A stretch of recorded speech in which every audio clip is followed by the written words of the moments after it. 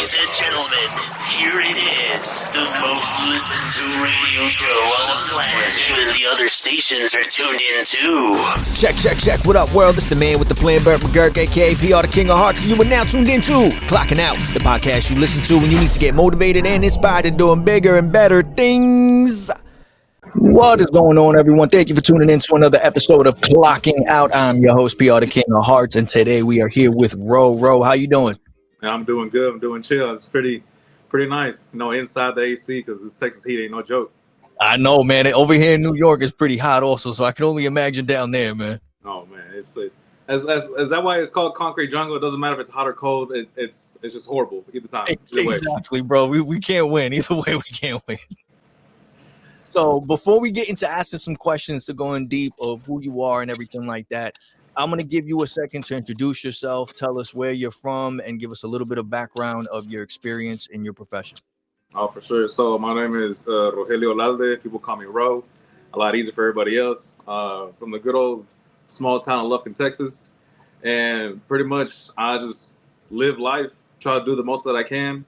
And people are like, where you been and where you at? Man, I've been everywhere and nowhere at the same time. So I hear you, man. And I see you got the black spot tattoo back there, man. I mean, the banner, right? 100%, yeah. So can you tell us a little bit about your background and where you're from? Yeah, small town, Lufkin, Texas. I'm actually mixed. My mom is Honduran, and my dad is Mexican. And they met here, actually, in Texas.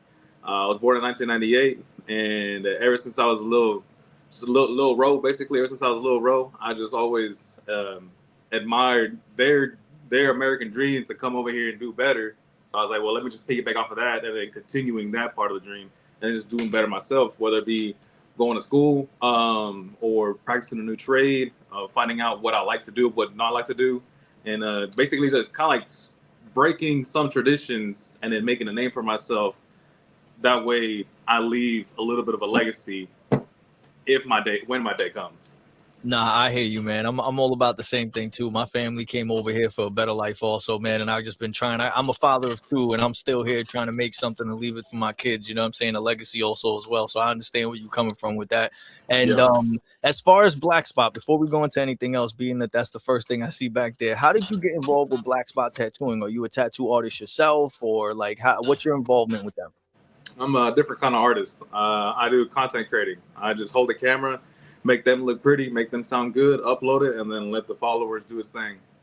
And what was it that really got you into starting to make content, especially like wanting to focus on going somewhere like Black Spot Tattoo when you could do just your own content, or you can charge people to make content for anything else? Why is it that you started right there, and why are you focusing on making content for them? Well, I found Black Spot because a friend of mine wanted to get a tattoo, and then we got a tattoo last minute. We were 30 minutes before they were closing, and then a friend got a tattoo, and I kind of just liked the vibe here, and I just kept coming back, I was basically annoying, and I was that one neighbor kid that just kept knocking at the door, but like, hey, can I come over and play? Or hey, can they come over and play? Whatever.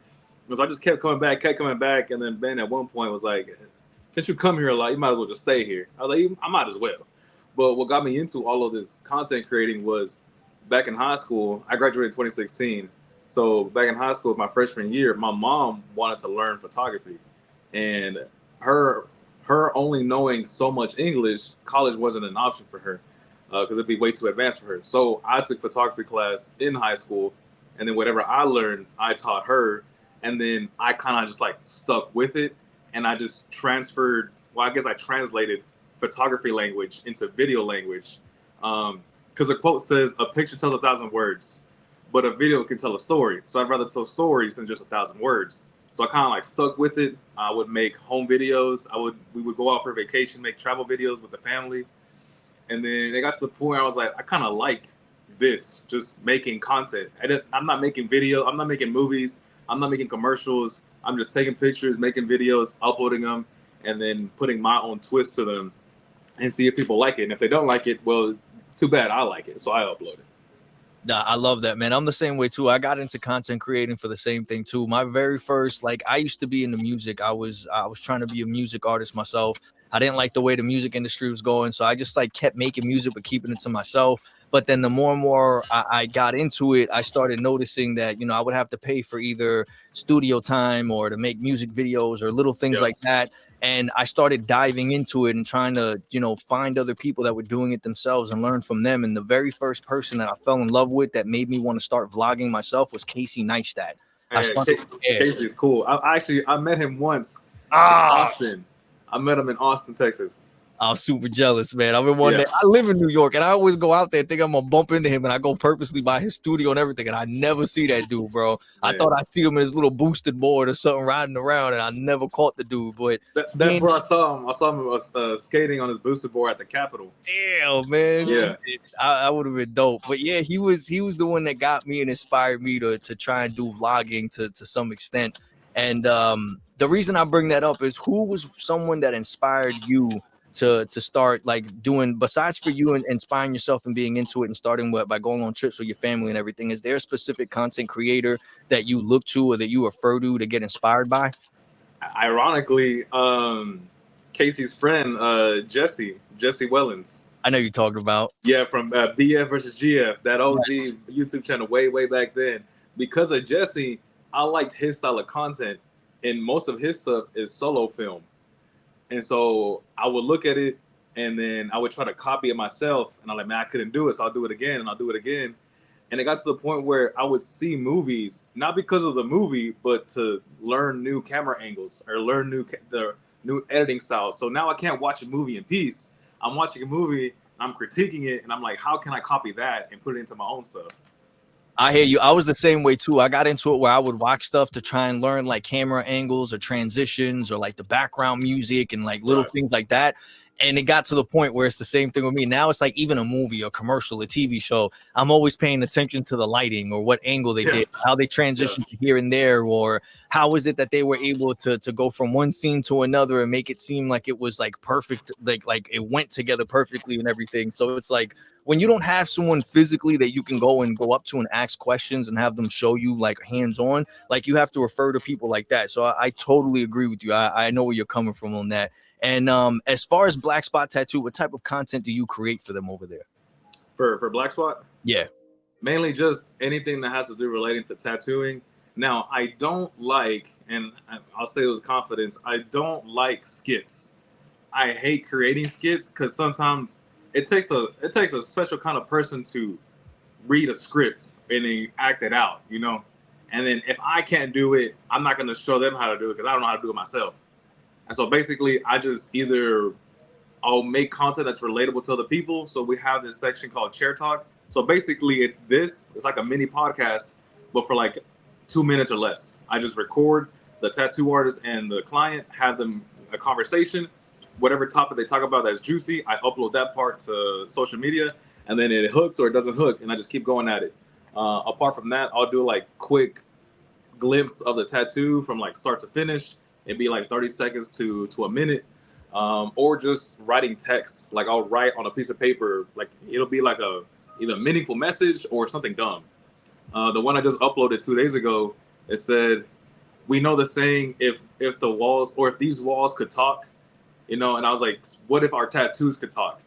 And then instead of us telling the stories about our tattoo, imagine the tattoos being like, well, he thinks he's the shit, but in reality, he's not all that, I love that. No, I love that concept and those ideas, man. That's real creative. Also, can you walk us through your process for creating a video or for coming up with concepts for your content that you create? Oh man, it's super easy, super simple. I don't even think about it. The less I think, the more I do. And I will just sit here. I'll probably sit at the office for about 2 hours or so. This is realistic. I'll sit here for about 2 hours, think, what can I make? I'll scroll on TikTok, scroll on Instagram. I'm like, nothing's really catching my attention. And I'll just start thinking of something dumb. And then I'm like, that could work.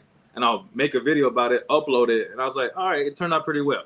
So the less I think, the better I do making videos. Because if I overthink it and if I overplan it, sometimes I put 110% effort and I get 20% results.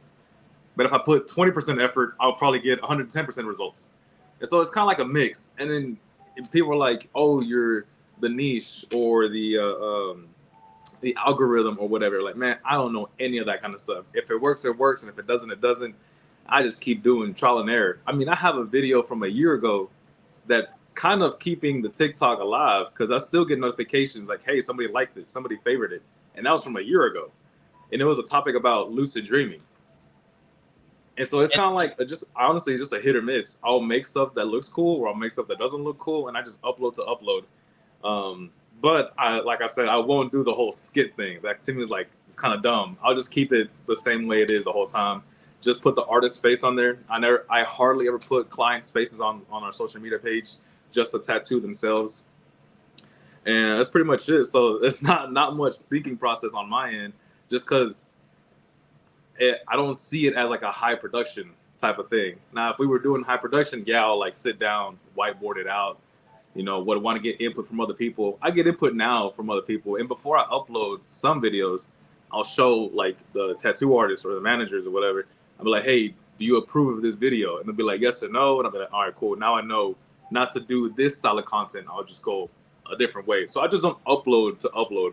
I'll get approval first on certain videos and then see the direction they want me to go to.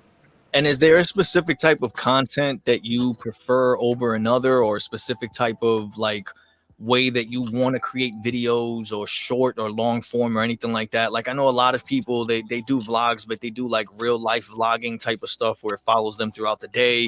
There's other people that they'll specifically focus on doing things that it's informative or giving like tutorials on how to do stuff. Is there anything that you prefer over the other, like that you like to do and like to create? Oh yeah, I like silent film. I like when the person in the video isn't talking and doing more, and I like when the audio does the talking for you. And so I basically silent film. I didn't realize I would like silent film, but I like silent film to where if you're just walking in a pasture, right, and you have this audio of somebody giving an inspirational quote, you're not doing the talking. The audio is doing the talking for you, but the image correlates to what the person is talking about. And so I kind of like that, like meaningful imagery with meaningful message behind it. And it doesn't have to be you talking. It'd be something from like, I don't know, Rocky Balboa or Denzel Washington or something like that. Just a quote that they said that relates to the situation that's happening on screen. Because in reality, I didn't realize this, but as I'm doing more content, that audio is actually 50% of the whole video. You can have a good image, but a bad audio, and the whole video sucks. But you can have a really bad image, or you can have an okay image and a really good audio, and it still be a good video. I agree with you. I kind of learned that the hard way too, and I noticed that the audio and those things like that really, I feel like those really make a difference when you're editing. It can help you edit it more. It can help it stand out more. It can help grab people's attention more and keep it. So I agree with you on that. Those are things that I feel like you really don't learn or notice until you're really like hands on and you're in it yourself and you're going through the steps. Those are the things that you learn from firsthand experiences. So I agree with you. What I wanted to ask you next related to that is, I know a lot of people, when they want to start creating content and everything, they overthink about the equipment of what they're using or what program or where they're uploading and anything. What was like the first equipment that you were using that you first started creating your very first video or your first bit of content? Like, what was it that you used? Was it a cell phone? Was it a camera? Like what was it that you turned to and that you started with in the beginning? Oh, I would guess luckily I used the high school's equipment. I used a Canon T5i, one of the like worst beginner cameras you could ever use. And then I was using their software, their Adobe license, because they would have Lightroom and Photoshop, all that kind of stuff. So that's where I basically started off at. But if we're talking about like on my own, man, all you really need, and I tell people this all the time that want to create content, because I've had conversations like this multiple times. Like, I want to make content. What kind of camera do I need? What kind of computer do I need? I'm like, you don't need anything. You got a phone? Be like, yeah, that's all you need. I made some of my favorite videos filming with my phone and editing through my phone. And that's all you really need. You just need to know how to film and how to edit. You don't need fancy equipment. It's just a luxury for me to have, like this iPad Pro. It's just a luxury to me. It's a luxury for me to have a Canon. It's a luxury for me to have a drone. It's just a luxury. But in reality, if you have a phone and you know how to edit, you know how to film, that's all you really need. Like, you don't need no fancy equipment for your own content. Now, if you got a client, that's a different story. But for your own personal content, all you need is your phone. That's pretty much it. And what was your first client when it came to any content creating or video editing stuff? My first official client was a family friend. They had a um, wedding. They had a wedding, and that was when I was like, I guess like 16, 17. My mom would take the pictures, and I would edit them, and so we go like hand in hand a lot. So that was my first official, I guess, paying job that my mom would probably give me like, I don't know, probably like $50 or something like that, way back then. And then from there, it just snowballed to where I would do a lot of quinceañeras and a lot of weddings. But now, honestly, like I didn't even like doing them. Like I turned them down just because the amount of work for the amount of pay you get is not hand in hand. It's What? mainly more work than it is pay. Nah, I hear you. And what do you prefer more? Do you prefer doing photography or video? A video, all day, every day, just because in the reality of it, and people might deny it, but the reality of it is you can grab a camera, you can grab your phone today, take a nice picture outside today and upload and be like, book with me, for this much, whatever, and you just take a picture with your cell phone. Nothing wrong with that at all, 100%. If you want to start if you want to start photography and you just want to use your phone, hey, go for it. But video takes a lot longer to understand and comprehend than it does a picture. Because a picture, you just take it once. Oh, I don't like it. Take it again. A video is like, hold on, we got to redo all over the thing. Or if we did a specific action, like if somebody had to jump off a ramp with a skateboard, be like, hey, hold on, bro, you got to go back up there, reset, catch a breather, do it again. I don't like it. Do it again. I don't like it. And all for like a 5-second clip, you wasted 2 hours. Yeah. And And so so I prefer video over pictures. if anyone was going to be starting to either do one or the other, or if they just wanted to get into that field, what do you think, or what would you advise a beginner? Do you think they should start in videography or photography? Do you think they go hand in hand? Does it matter if they do one or the other? Does it matter if they only do one? Like, what's based off your firsthand experience, what do you feel is a good way to start for either or do you think that they should try to have a little bit experience in both? I would say have experience in both, just because you can make a good video and then there's this one specific shot in the video you want to screenshot it and then upload it. And if you understand photography, you'll understand angles and lighting, which also would translate to video. Because all it really is, a picture is just one still image. I mean, a picture is one still image. And then if you're like, oh, I need to take a video of this, just hit record and just stay there and probably move to the left or move to the right or whatever. It's not really that hard. To me, my personal opinion, they go hand in hand. And if somebody wants to start doing some sort of content, just start making content and then have other people critique it, but actually critique it. Don't take like a silly picture and be like, oh yeah, it looks good. You get 5, it looks good. And like, no, if it doesn't look good, I'm gonna tell you it doesn't look good. If I think the colors are off, the colors are off. Now, am I a professional? Do I know everything? Not at all. I still need to be critiqued at on my work. But I would say just make it and have people critique it, but also don't get offended by it. I mean, we all do. We all get offended by people not saying our work is good, but learn from the critique and then just keep improving by then. And a whole bunch of social media. Look at TikToks, look at Instagram, look at YouTube.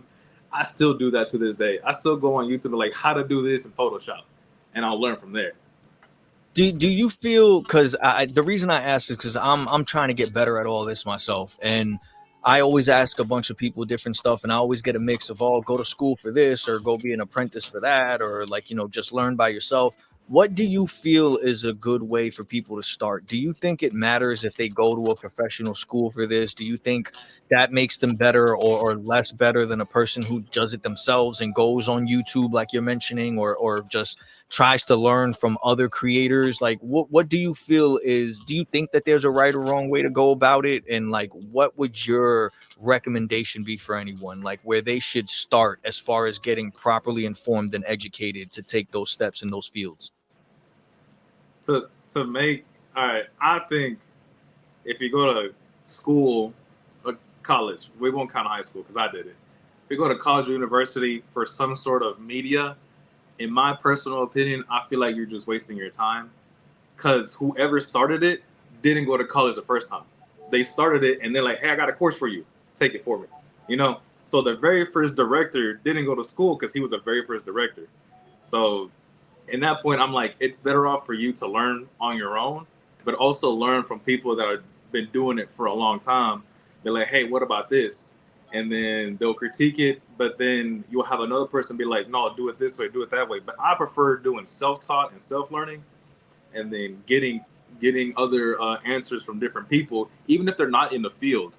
Like, I really like movies where they get inputs and opinions from people that specify in those fields. So for a good example, Keanu Reeves took gun courses to make the movie John Wick feel more realistic, because he took those gun courses for John Wick. Other movies that involve like American Sniper, I'm pretty sure that most of the actors in there had to be part of some sort of course. Top Gun, a lot of the actors did go to aviation school and learn what it was like to fly in an airplane, so you get actual reactions to it. And plus, they actually did film in some of the planes. And so, basically, it's kind of like self-taught. Just go out and do it, learn from it, watch a lot of behind the scenes, and then understand that this goes with this. So basically, some things will go hand in hand. And with all the content that I've seen on your page and that you share and everything, I see a mix of stuff of like traveling vlogs or like traveling content that you have. And I know that you also have something called EF Ultimate Break, which is to help people book like traveling arrangements and things like that. Can you give us a little bit of information on that, how that started or how that came about? So I've always wanted to go to Canada. Canada was on my bucket list 100%. Always want to go, because a lot of the YouTubers that I watch are from Canada. And I see their videos, and I'm like, I kind of want to visit there one day. Lake Louise was on my top of the bucket list. And a really good friend of mine, she showed me this website, that EF, and I was looking through it. I was reading the information. I didn't know anybody that went through that website or went through that company. So I kind of was like a guinea pig, and I just did it. I just closed my eyes, put my credit card information, hit submit. And I was like, hey, if it's a scam, it's a scam. But as long as it's on the credit cards company money, it's all good, you know? And I hear you. yeah, so it's on the credit money, it's all good. It ain't going to affect me that much. And so I waited for the day of the trip, took the trip, and it's crazy. It's crazy when I explain it this way, because the category that I'm in, it's ultimate break. And there's different categories for different age groups. Ultimate breaks from 18 to 35-year-olds. I'm going to say this right now. I hate when I talk about it because I sound like an ad. But it's from 18 to 35-year-olds. And you book it, you get a group message of the people that are going, and you have like a face and the name on a specific app. And then from there, you just show up to that country, you wait at the airport, and y'all meet at this hotel, and like, hey, this is your roommate, and be like, all right, good luck. So on the very first day, you just meet all these strangers. You just know their name and their face, and that's about it. You just meet all these strangers, and like, wow, this is kind of weird and kind of cool at the same time. But I chose Canada because one is on my bucket list, and two, if something were to happen, you just go downstairs and the United States is right there, you know, just in case something were to happen. And yeah, go ahead. No, keep going. And then, so you go on this trip, you meet all these strangers from day one, and then depending on how many days you are, probably like the 5th or 6th day, you're basically brothers and sisters with everybody, because you're basically with them 24/7. You share all these stories that you haven't shared with back home. You tell them things you haven't told your best friends back home, and you're like, yo, we're kind of bonding, all that kind of stuff. And what I hate, which I didn't do, luckily, is that at the end of the trip, everybody just goes home, right? And like, all right, we had a good time. You come home, you tell about the trip. And I was like, but I don't like that. I want to keep in touch with my people. So my roommate, his name is Connor, I kept in touch with him, and I was like, hey, dude, you want to go to another country together? And he's like, yeah, let's do it. So we booked, about 2 months ago, we went to Croatia together. And me and him went together. And then now we're looking to book another trip together again. And so I'm like, he was my roommate that I didn't know very first day in Canada. And then now this is a guy that he now lives in Boston. Now it's just some guy that I want to travel with just because I met him in Canada. And it's just super cool because this is a forceful way to meet new people, but also feel safe at the same time. Yeah, bro, because like the way you're saying it, it sounds more suspect. I'm not gonna lie. It's like, all right, you're just gonna randomly go here. Here's a picture of somebody, and you'll meet them and just 100%. It sounds like some hostile shit. Like, Oh yeah, no doubt, no doubt. I'd be shitting bricks. I don't know how I'd be able to do that. I'll be honest with you, because I'm a type of person where just traveling, I can't travel alone. I suck at it. I got anxiety like a motherfucker, only because I have 2 kids. So my thing is, like, I co-parent, so it's already bad enough as it is that I'm not with Right. them every single day. So Yeah. when I have to travel, like, I think of the worst. I think of, like, what if something happens, I'm not here, an emergency or whatever. So I'm always hard on myself. Anytime that I take a trip, I always feel like if I'm gonna go, I can only go for like 3 or 4 days, and then I got to go back. And even when I'm out there, it's hard for me to really enjoy myself, because I'm always thinking about, one, if I go by myself, I have a hard time trusting people or like connecting with people, because like I'm a secluse. I'm trying to break out of that, which is one of the reasons why I do this, to, like, get out of my comfort zone.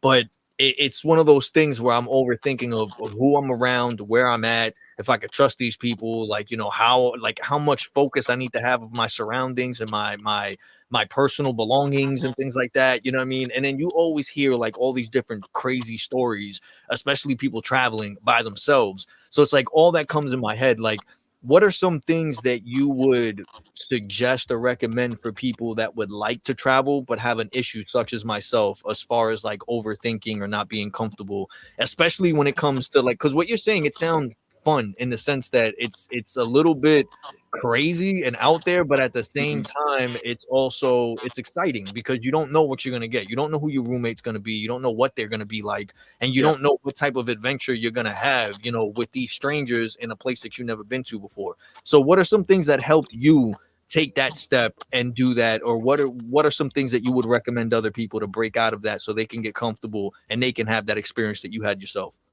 Man, I was in some way, if people were like, no, you weren't like that in the past, or you're not like that now, there are still some days where I'll have like anxiety and I overthink a whole bunch of stuff. But, it's not that I'm not trying to like portray it. I mean, I will sometimes feel it, in the moment where I'm like, man, I don't know if this is right. So I still feel that way to this day. But what helped me out and do it the very first time was I was too much in a routine and I was so much in a comfort zone that I was doing my day to day. I could basically do it with my eyes closed. I'll just go here, go there. Everything was the same for me. And I wanted a little bit of excitement. And what kind of helped me out was if I see all my friends do study abroad, or they'll go and travel, and they're probably doing like family trips with their parents and siblings, all that kind of stuff. If they could do that, go to these awesome countries, I want to do that too, but on my own terms. And so I kind of just like booked Canada right away and then just crossed my fingers and hope for the best. Now, I will say, on my way to the airport, flying and then landing in Canada, I was scared. I mean, there was a time where I was just like crying. I was like, am I doing the right thing? Am I supposed to be where I'm supposed to be at? And then I was like, if my parents could cross the country in the most horrible situation, and I'm over here living lavishly, going through a plane, I'm all right. I'm chilling. I ain't. It's not that bad. Now, if something were to happen, luckily in Canada, everybody speaks English. The conversion rate is not that far off. And if something were to happen, just show my passport, be like, hey man, how do I get back down to the States? And I'll just find my way back home or whatever. So I would say travel to a country that's close to home in case something were to happen. And once you get the feel of it and you feel more comfortable, have trust in whoever you have trust on, and then just explore more out. But still keep your guard up, because you honestly just never know. You just never know. But I would say just take the risk, do it. Who I traveled with, ironically, people are like, I will tell girls this, like, hey, you should try it, just try it. And they're like, oh no, I feel scared. What if something happened? I'm like, most of the people that are on the trips with me, they're all females because they feel safe on these trips. I'm like, if they can feel safe, I can feel safe. If they feel good and comfortable with the tour guides and the places they go, I can feel comfortable wherever we go to. So if they feel safe, I feel safe. And they still solo travel to this day. And some of the girls they're repeat travelers, and they keep going and going and going. And some of them ambassadors. And luckily, I was announced ambassador on this last trip. And so now I guess I'm part of the girlies now. You know what I'm saying? So I gotta be like them now. So yeah, I agree with you, man, because I think about that too. Like the very first trip that I took going anywhere, and it was out of my comfort zone, bro. But I took a friend of mine. Luckily, I was able to take him with me. Was VCon last year. It was like the first time I ever really went nowhere. Before that, the only time I really traveled was back in like 2013, 2015. And I went to Vegas, and it was for my job. I used to sell weapon accessories to like the military and stuff. And they had a gun show. So I was the regional sales manager, and they were like, yo, you got to go. And I'm like, nah, like, I don't want to leave. Like, my daughter was just born. And they're like, yo, it's either you go or you're fired. And then my boss was like, bro, you're going to Las Vegas and you're getting paid and you're going to have an allowance while you're out there to do whatever you want. Why don't you want to go? I'm like, I just don't like traveling. And that was like my first time going by myself. And like, it was a benefit. I got to see like Sylvester Stallone and Arnold Schwarzenegger and all these motherfuckers show up because they were there with the tanks and the guns and all that. But the whole time me going, I kept thinking about like, I was nervous. And the first thing that popped in my head is like, my parents came out here from Puerto Rico, but my mom has family here. My dad, he left his whole family in PR and came here to nobody. He just came here with my mom and everything. So I kept thinking of that. And it's like you said, like I looked at it like, yo, if my dad could take that trip and he could come here and he didn't do it without second thought, and he's good, like I could do this shit. You know what I'm saying? And I'm getting paid, like, you know. So I hear you on that. But what I wanted to ask you also, leading up to like everything that you're doing with traveling and stuff, what is it that got you to like, or not even that, like how many trips did you take before you got to the point where you were like, you know what, this is cool, this is normal, like I'm used to it, it's not a big deal? Or do you feel like you still get that feeling of nervous or like overthinking anytime that you travel? No, not anymore, at least. But I've only took one trip with two friends, and then that's what triggered me to like, all right, I want to do more solo travel. So it just took one road trip from Texas to California to be like, you know what, I should start doing this. And then I had nothing to push me though. I had nothing to be like, hey, you should like go out and do it yourself until that website and me wanting to go to Canada. So it only took one trip, one long 24-hour road trip from Texas to California to be like, you know what, I should consider doing solo travel. And what do you prefer? Do you prefer road trips or do you prefer taking a flight? Or have you ever been on a cruise or anything like that? Like, so, what are the different types of traveling have you done? The road trip that I guess me and my friends do, it goes hand in hand. Sometimes it's really fun, and sometimes it just fucking sucks. So it's either long and boring, or if we have enough time throughout the whole time we're on vacation, we'll stop at different places and like check different places out or whatever. It may be an outlet, or maybe this one barbecue joint in Louisiana that supposedly has a world's famous barbecue, and it was pretty good. The first time we went, it was nice. Cruise, I haven't been on like big cruise ships, but while I was in Croatia, I lived on a small crew boat that fit like 35 people. That was everybody on the trip, and we would island hop. So we would go from the mainland of Croatia, we would go to these different little islands every single day, and that was kind of fun. I thought I was gonna get seasick, but not at all. Planes, I don't know. I did my first 9-hour flight. I hated it so much. You know, it was not fun at all. So it all just depends, you know. I mean, I don't know if there's like a right or like a fun or non-fun way of traveling. It all depends on what you're gonna do during those travels. So I would kind of suggest more of a road trip because you can stop along the way, stretch, do some scenery, and then it'd be all right. On the cruise, you just see water and more water. And on a plane, you're stuck in a little coffin, you know. So you're just confined to a small spot. And me being a wide guy, it's not that comfortable in one of those seats. In economy, it's not comfortable. And if I had first class money, I'd be in first class all day, every day. Nah, I hear you. Trust me, bro. When it comes to traveling, I can't win. I can't be in a car for too long. I get really annoyed. So like the longest trip I could be in a car for is probably like 3 hours. That's probably and we have to stop. If we don't stop every once in a blue, I'll lose my shit. On a plane, the longest plane ride I had was the one to Vegas, and everyone's like, "Oh, going to like Vegas from New York is only 5 hours." My shit was 6 hours. I don't know why, but it took me 6 hours to get to Vegas from New York. And I was losing my shit. I couldn't. And I was like, I don't know why. Maybe it was the way that the job that I worked for planned it out, but we weren't like a shitty ass airplane in the sense like it's just 2 rows and like this like the ones that you see in the movies that crash all the time. Like we weren't one of those shits.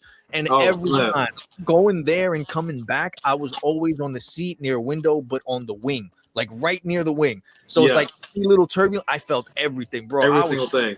I was shitting bricks the whole time. And then I've never been on a cruise because I feel like I'll just have a panic attack if I wake up and go outside and see nothing but water. I'll lose my shit. I don't know what I'll do. I don't know what's gonna happen. So like Titanic is always in my head. I can't get that out. And that's the last thing I want to do is be floating on a door in water with sharks or something. Like me and water, we don't get along that much. So that's why I asked, because I'm just wondering like if one's more easier than the other. I've only traveled like a handful of times, and I feel like I don't have enough experience to be like, yeah, this is better than the other. But I know I can tell you for a fact like what I hate about traveling. So that's why I asked that. But what I want to ask you next is like you're definitely a person who is experienced in many things. You're a jack of all trades. You wear many hats. On your profile, I see that you had like this little it was like a clip that you put up, and it was like, yeah, none of these people know that I'm heavy machine certified or something like that. Like, so I see that you do that. I see you do the videography. I see that, you know, you travel and everything. What are some other things besides the videography and traveling do you do or that you have experience on? So I picked up woodworking in 2021. I bought a laser engraver, and I always start laser engraving anything and everything. If it can be burned, it can be lasered on. So I do a lot of coasters, a lot of coffee mugs, like ceramic mugs, cutting boards. I did some metal pieces, so like some AR-15 mags, some sliders on some pistols. And so I would just the thing is, I hate being bored, so I'll find something to cure that boredom. So I picked up laser engraving. That's one. Two, I picked up jewelry cleaning, and I bought me like an ultrasonic, like little tank or whatever. I bought the solution, and I would start cleaning jewelry.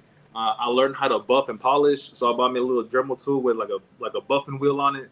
And my mom's rings, they're all gold, so I would like buff them and polish them, and they went from scratched up rings to like mirror finish. So I'm constantly cleaning like two of my bracelets here that are silver, and then these two necklaces as well. So I'm constantly cleaning them, and people are like, "Are those new?" Like, no, they're not new. I just cleaned them. And so I picked that up. What else did I pick up? I went to automotive school. I went to Universal Technical Institute. So I went to UTI. So people are like, "Yeah, I got a UTI." So I went to UTI, and I studied Ford.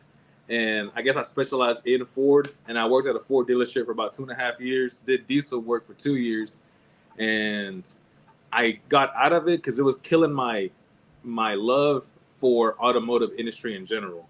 So I used to go to a whole bunch of car meets, but while I was in the dealership, I hated going to car meets because I'd have to see a car and be like, "Oh, I know what's wrong with it," or "I can fix this on it." So I would not enjoy cars anymore. And so I left the dealership. So now I have a project car. So now I still use my mechanic skills on a day-to-day basis.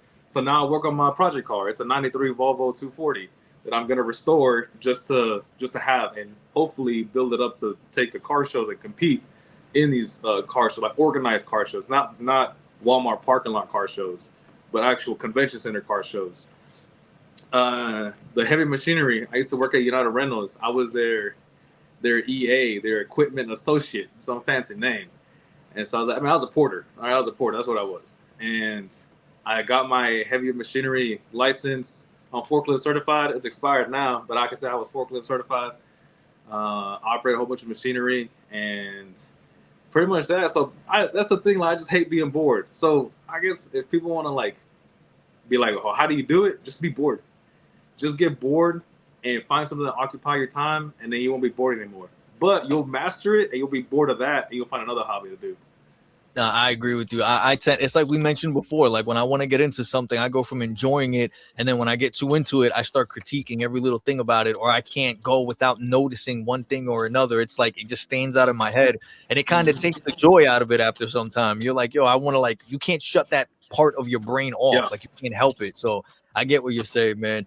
Out of all those things that you do, is there one that you prefer over another, whether it's, doing the wood engraving or any of the polishing or any of the content creating, or just working with your hands or physical labor or working with technology? Like, is there one that you prefer over another, and if so, why? If I had to put in a list, I would probably choose like content first and then automotive second. The content, because one, I started flying drones a lot more. I mean, I've flown drones for about 5 years, but I picking it up a whole lot more now, and I just like flying with my drone because I'll get to show people bird's eye view. You be like, hey, this is what the birds can see from their perspective. Here's what the sunset looks like. Here's how here's how your car drives from their point of view. Basically, scenery. And so I would put content creating at the top of the list, just because I can tell a story rather than 1,000 words, and I want to tell your story. So if we did a video about you, I want to tell your story and your point of view and why this matters to you and not nobody else's. And so content first, and then automotive second, but automotive on my terms. I don't want to work for another dealership where it's like, hey, fix this, and that's it. But like, no, I don't want to do that. If you came to me and it's like, hey, bro, I got a $5,000 budget, and this is what can I do with my car? I'll be like, all right, cool. What do you want to do with it? You want it to drive a lot better, or you want it to look cool, or do you want it to go faster? And then I can give you a list of like, here's the parts that I've used personally on my own car. Here's what you could use to make it handle better, to brake better, to accelerate a little bit faster. I like doing that kind of stuff to where like, here's, you give me a budget, here's a list of parts you could get to put in your car, and then just see where it goes from there. And then have it to be like, oh yeah, it does drive better, or no, it doesn't drive better at all, whatever. And so I like that the most, where you give me an assignment and I give you this, but also don't take my word for it. Give me your feedback on certain things, not just automotive, but on everything. Like don't take my word for it, because I'm not right at all. Nobody's right all the time. And so if I'm wrong, tell me I'm wrong, but also tell me, but teach me on how to do better. 100%. I agree with you. I'm a big person on getting feedback and being critiqued as well, because if not, we don't learn, man. Right now, I feel like there's a lot of people that want to support and like, you know, back us up and everything, and they're always like, yo, this is good, this is awesome. But at the end of the day, you know deep down inside, be like, yo, I know it ain't that good. Like, just tell me, Yeah. be honest with me. Tell me what's really up, like, you know, so I could get better. I'm just trying to learn. This is why I'm doing this. And so I agree with you on that, man. And I'm a hands-on person too. I like doing multiple projects. Sometimes I drive myself crazy, but then I also feel like I work best when I'm under pressure. You know what I mean? That's like, we all do. yeah, and like that's like you start dragging things, but then when it comes close to the deadline, it's like you just get like this second wind and you're there. You're just not like nothing, man. So I know, I hear where you're coming from on that. But with all the things that you're experienced in, all the things that you're doing, from the videography, from making content for Black Spot Tattoo and yourself, and traveling and the wood graving and working on cars and all this stuff, how is it that you manage to balance, you know, your time between all of this? And not only by doing what you have to do because it's work, but also doing what you enjoy doing, as well as making sure that you're not doing too much where you burn yourself out. Like, how do you manage to balance and maintain all that? There was a point where I would leave work, go home, and only do laser engraving. Either if I had a client, if I had a commission job or not, I would do some sort of laser engraving, and that was every single day, to the point where I burnt myself out. I was like, I don't want to do this anymore. So I took like a 3-month break from laser engraving, and then from that 3-month break, I realized I don't have a schedule where it's like Monday and Tuesday cars, you know, Wednesday and Thursday lasers, or Friday polishing. Like I don't have a schedule. I don't have a schedule at all. What I do sometimes, I'll sacrifice my sleep, which is not ideal. I don't recommend to anybody, but I'll sacrifice my sleep to do things that I want to do. So I'll come home, like today, I'll get off at 9 o'clock, 10 o'clock y'all's time. I'll get off at 9 o'clock here, and I'll go home and I'll eat something, or I'll shower, whatever, watch a little bit of TV, and I'll probably be done within an hour and a half. So it's like 10:30. I was like, man, I still got like an hour and a half of the day, you know, and I'll go work on my car, which is last night I worked on my car for about 2 hours. I went back home, I went back inside, and I realized, oh, it's 12:30. I was like, snap, let me shower real quick and go to sleep. And that's what I did. So I will sacrifice some sleep for some of my interests, but in reality, I don't overthink it. If I don't have anything to laser, I won't laser. I haven't been in my laser shop in like 2 weeks because I haven't advertised anything, because I don't want to do it right now. If I'm bored, I'm like, I'll go do something real quick.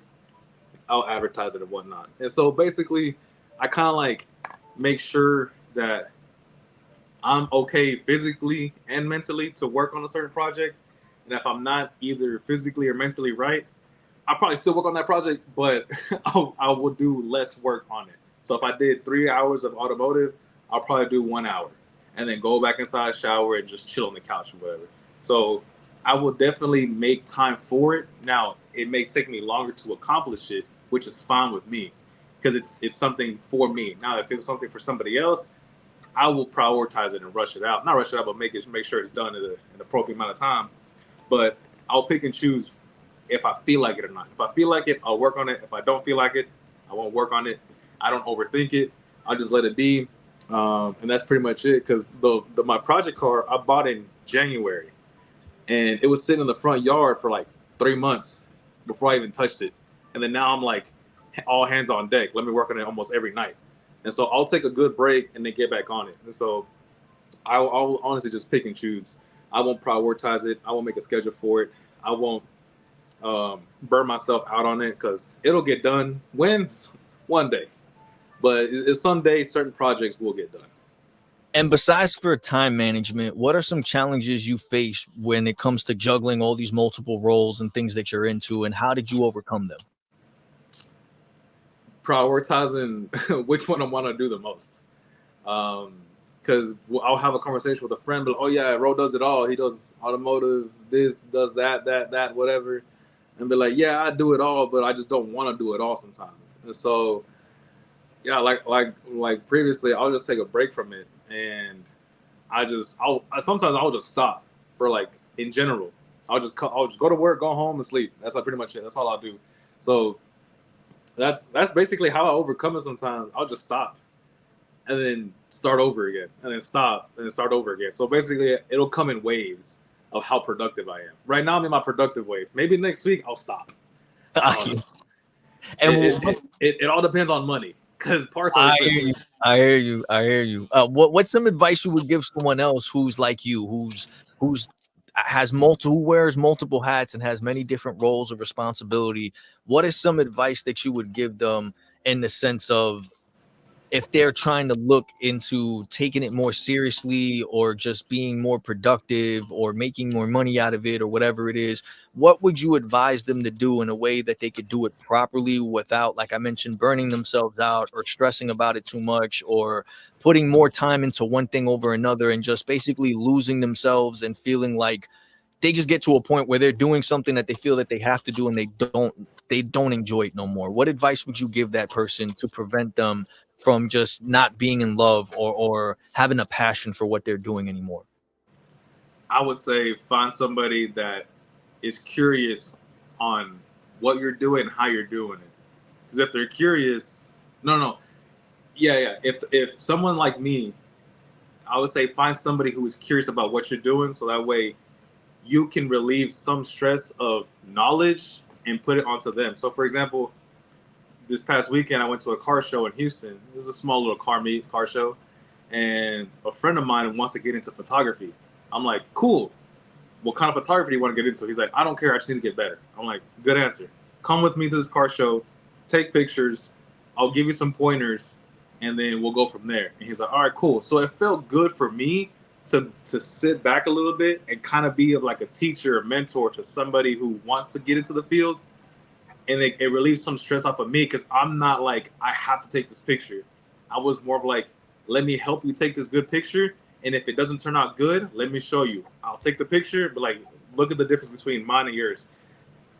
And he knows, like, I tell everybody this all the time. I don't care how many years I've been in the field that I'm in. I'm not going to be the best. I'm not going to claim myself as a professional because I'm not. And I probably will never be because everybody improves every day. But I would say find somebody who's interested in the things that you're doing because they feel interested, and it's super fun. I don't know, but to me, it's super fun finding somebody that is interested in laser engraving. And I'm like, hey, come over. They'll come over. I'll teach them, and that sparks the love interest that I have for laser engraving again because I'm teaching somebody how to do it. Instead of just me sitting alone in my shop, I'm like, all right, let me do this and this, make it look cool, and be like, all right, it's whatever. But somebody's like, how do you do this? I'm like, oh, bro, let me show you. Let me show you my shortcuts. Show my shortcuts or whatever on how to do certain things. And so I would say that find somebody that has an interest in what you're doing, teach them. So that way it kind of helps you as well to find an interest in it again. Because if you don't talk to people that have an interest with it, you're going to burn yourself out. You're gonna feel bored. You're gonna feel lonely. You're definitely gonna feel lonely because nobody has the same interests as you do. So you're gonna be like, nobody cares. Why should I keep doing it if nobody cares? 100%, man. I agree with you. I get that feeling too. Sometimes I feel like I pour a lot of energy into this or time, and like I mentioned, I always or like you also like you know, when you get too into it, you start noticing things, and it's like you try to have conversations with other people about it, or you bring it up. You're like, yeah, you know, this is this and blah, and then you notice that people really don't care, and then you feel like you're just alone, and like you don't have anyone to relate to, or that you could talk about these things. And at times it could kind of just like slow you down a bit, and it makes you question like, why are you doing it, or what's the end goal, or like what are you trying to get out of this. And so I hear where you're coming from on that. It does take a lot of like trying to find other people who have common interests basically, or the same moral compass of what you're trying to do and trying to accomplish. Oh yeah, because like with you with music, like if I really want to get into music, I'm like, hey, tell me the difference between like mid bass and treble. Like tell me the difference between like this megahertz and decibel readings. Like tell me the difference between this and this and that.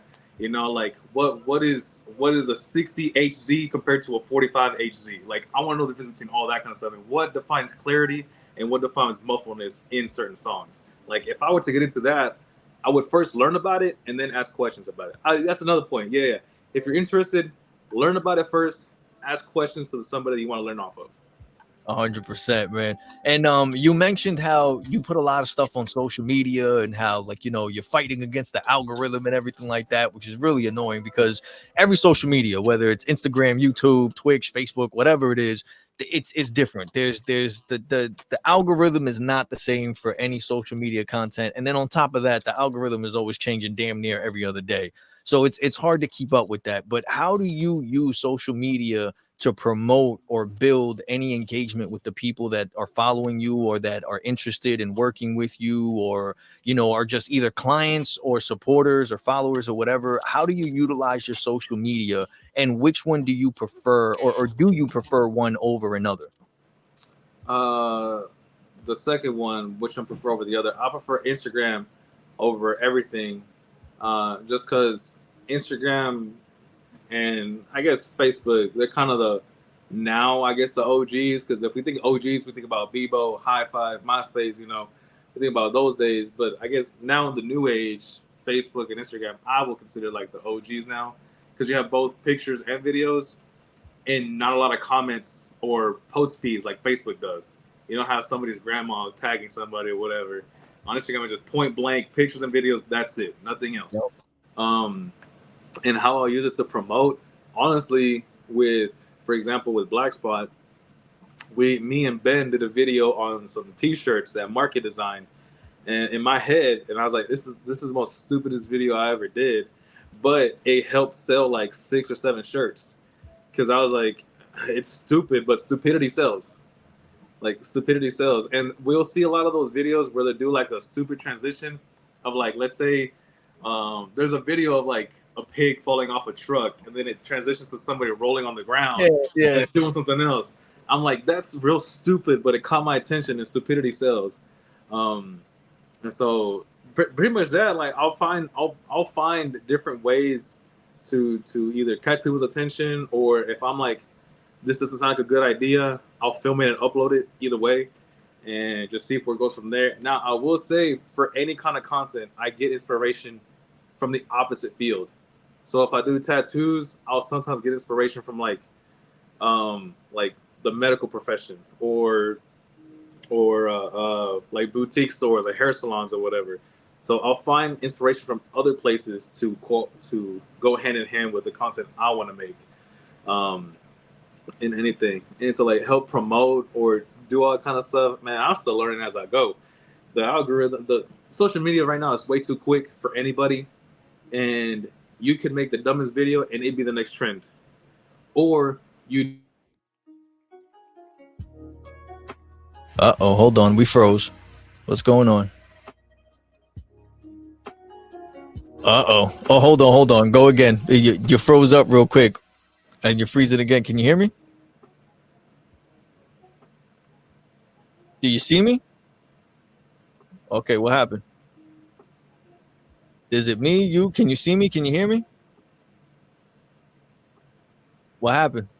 I see you. I see you moving. All Can right, you now hear I me? can hear you. Oh, Yeah. there we go. Now we caught up. Yeah, you were just staring. I was like, it was either me Yeah. or you. I don't know what happened. I'm sorry. Can you repeat that again? What you last said? Yeah, I was saying that shit, what was I saying? I was saying about what was the last thing you heard? The social media, the algorithm changing, and how it moves too fast for Oh anybody. yeah, yeah. So you could be the new trend. You can make a dumb video and be the trend, or you could make a video of a trend and people be like, "Oh, that's like 3 weeks old, bro. That's like old news." I'm like, 3 weeks. 3 weeks was 3 weeks ago. It's not that old, but because of social media, everything was way too quick. And so And you just gotta keep up or be it. yeah, no, I hear you. It's especially when you're doing it by yourself, man. You could kind of drive yourself crazy with like recording the content, editing the content, putting it out, and trying to keep up with responding to people and everything. Where a lot of other people who are knocking things out like crazy, a lot of people think it's them by themselves, but they got a whole team. They'll have like 3 or 4 people working their social media. They'll have like 4 or 5 people doing the editing and recording them and following them around with it. So it's like it's a bunch of stuff. And when you're doing it by yourself, you're going through the motions, you're learning everything, you're getting experience on everything, a little bit of everything. And it's like you start getting better at it, and it starts building and it starts growing. And that's when you start learning little tricks and you start taking advantage of certain applications or AI and chat GPT and all these other things to help you move along. But I agree with you, man. It's hard to keep up with it. Every day it's evolving, it's changing. And then you also have to try to keep up with the trends. And it's like you keep up with one trend, and as soon as you feel like you got to figure it out, it changes. There's something new. There's a new wave. There's a new thing going on. But I hear you, and I remember the video that you're talking about, the one where you and Ben showed up wearing the same shirt and everything like that. Yeah. I pay attention to all those, man. So I hear you where you coming from, man. Um, what is it that inspires you to actually create content? Like and just be creative in the sense of doing different combinations, like you said, like sometimes it's the dumb stuff that works, sometimes it's other things. How do you get inspired, and what is it that you choose over another? Like you be like, you know what, today I'm gonna make this type of content, or we're gonna focus on doing this type of video. Like, do you just go by how you're feeling that day, or do you actually like try to let the people who are following you and like the trends like dictate what you're doing? Like, how is it? Because some people like to go against the grain and they like to have their own thing and they don't care what's going on online. They're just going to do their own thing. And there's other people that try to, fit into that algorithm life and try to make something that's going to work and be like everybody else. Like, how do you make your stuff to stand out? And what do you do to help you decide what you're going to focus on and what type of content you're going to create? To answer that, for both my personal and Black Spot stuff, I go hand in hand with just doing it on my own, making my own stuff, not caring what other people think, but also getting inspiration from other channels that do it. So the inspiration, the one thing I like the most, and I've noticed that a lot of inspirational channels and sometimes coffee and tattoo channels, they'll write like on a mirror. They'll write a message on the mirror. That's like, if it's on a mirror, be like, you would look good today with a tattoo.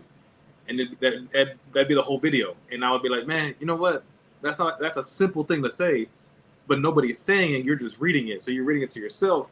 So I'm gonna do the same thing. So I did it. I did 2 videos like that where I was like, how not to be a loser.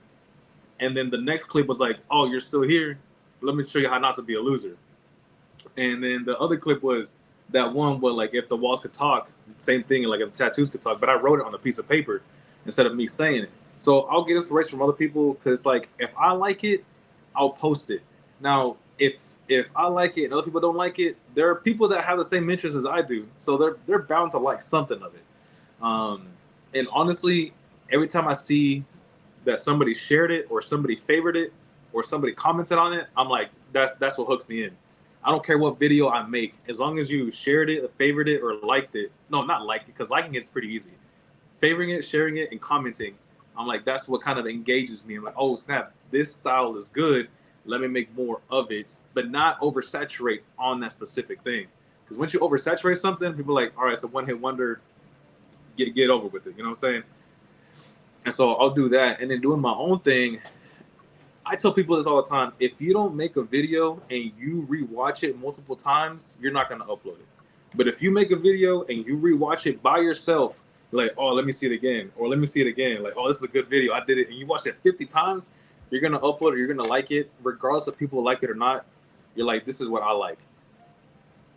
100%, man. I agree with you. I do that a lot myself too. Sometimes I look at it, I'll be like, yo, fuck what anybody thinks. I know this shit is hot. I'm putting it out. I don't care. Like, and I do it. I don't even care. It'll get like 2 views, 1 like, 1 comment, and I don't even give a fuck. I'll be like, you know what? Fuck yeah. I know this is the shit. Fuck the algorithm. I know what I'm doing. Like, so I get like that. You know what I mean? Yeah, and then we look like idiots because if we post it on our story, we're like, all right. 30 minutes later, you look at your own story, and be like, oh, yeah, this is it. Yeah.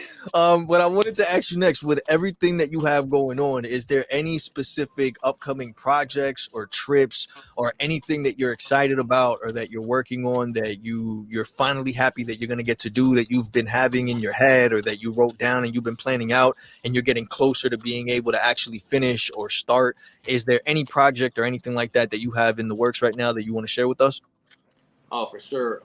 So with the drone stuff, if people don't know and they want to get into the drone things, you can have a drone and fly for fun all day, every day. That's cool. But if you want to use it in a business aspect, for sure, get your Part 107, your FAA drone license. I took my test, but the system got messed up with my test taking.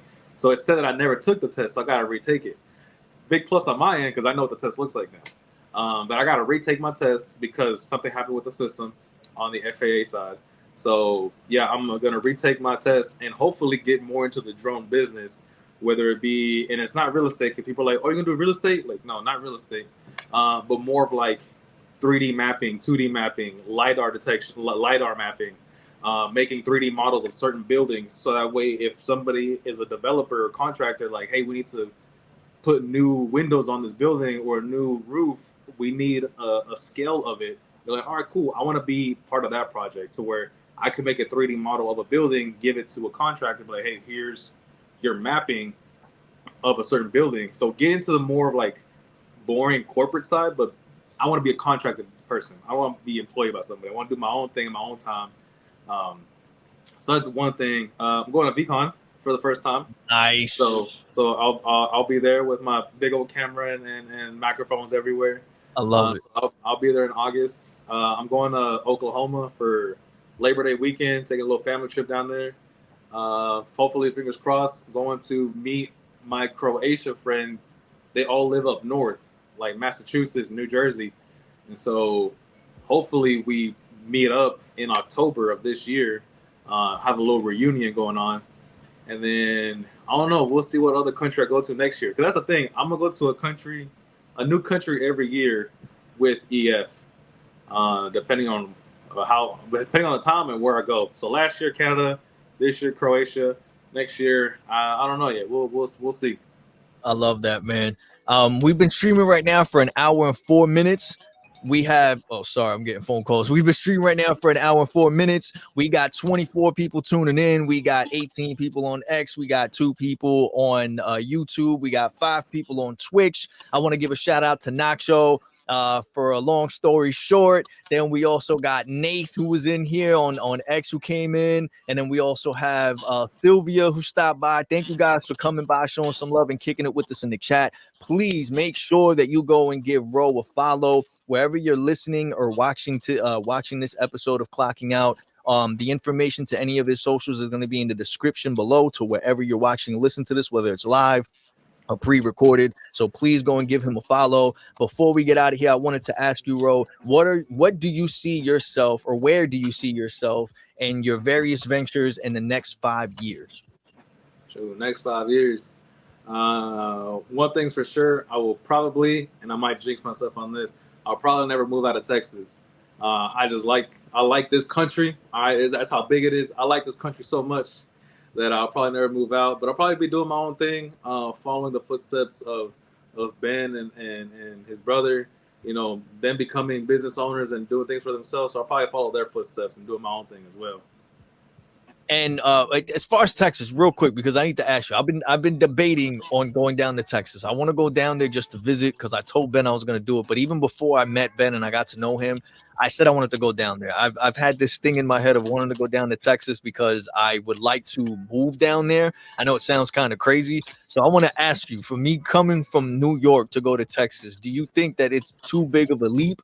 Do you advise anyone to go to Texas? Do you think it's a thing like that people should stay away because once you get there, you can't leave? Like, what would be your take for advice for me if I was planning to either go visit or if I was planning to go stay? Do you think I should just visit and just go and leave, or do you think it's a good place to go and set my roots down and make my my stand there basically?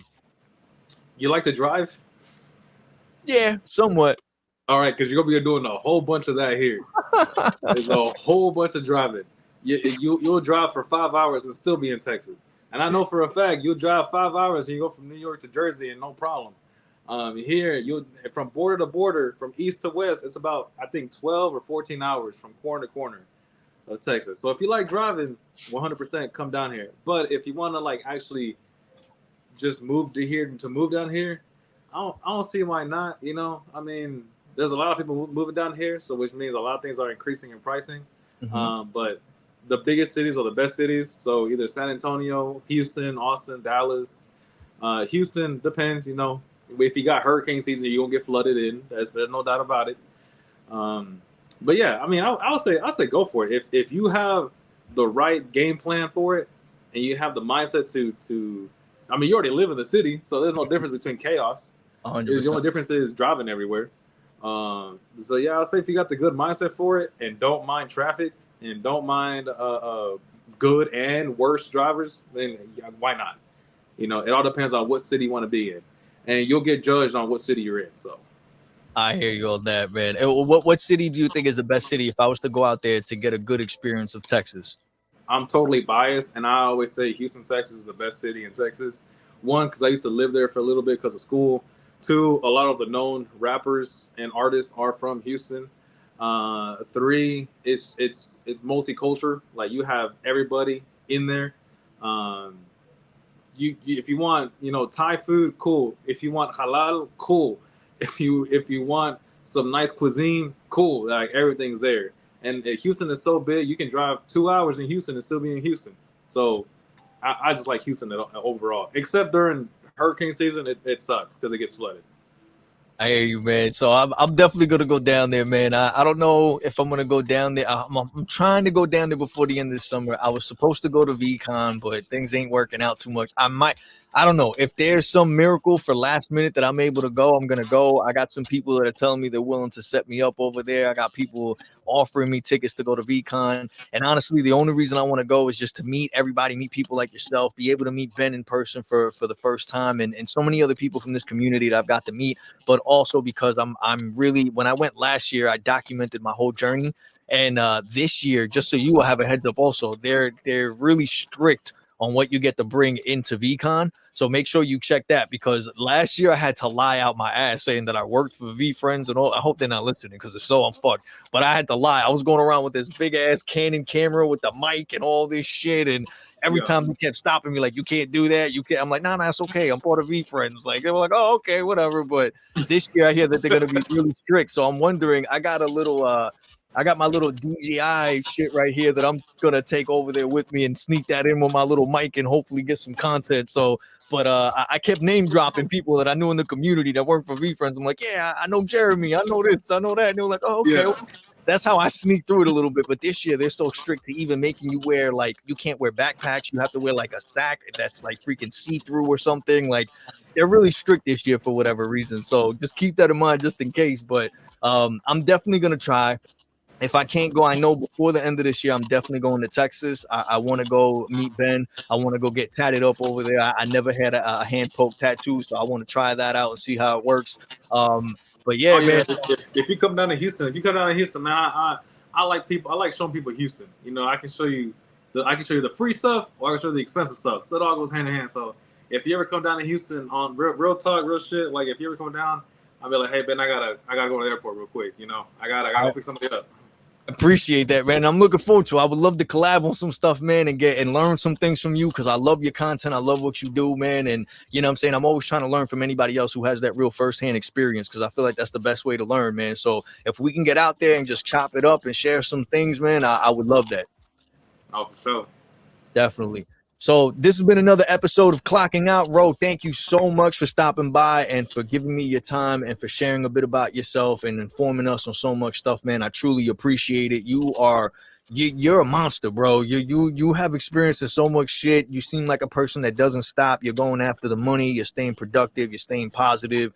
And you know, overall, bro, you seem like a good dude, man. And I hope I get the opportunity to meet you in person and you know, see where it goes from there. And maybe we can just work on some stuff, man.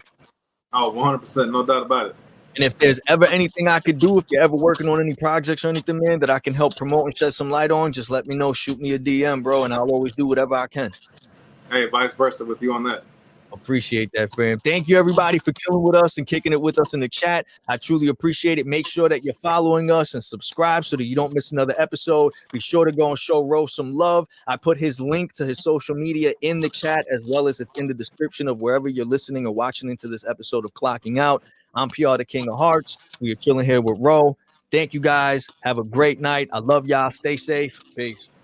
All right.